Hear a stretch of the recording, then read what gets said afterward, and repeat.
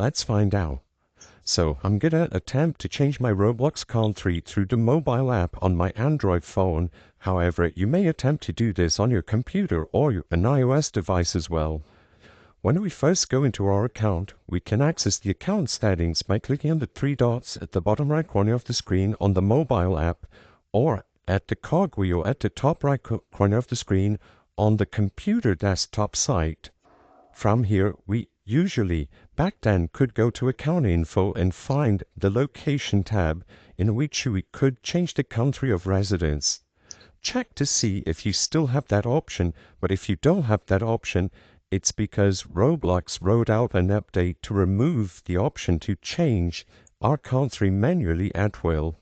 So, the only option we have now, as of today, to change our country of residence in Roblox is to use a VPN. Most VPNs require a subscription, but there are some free alternatives if you want to consider those.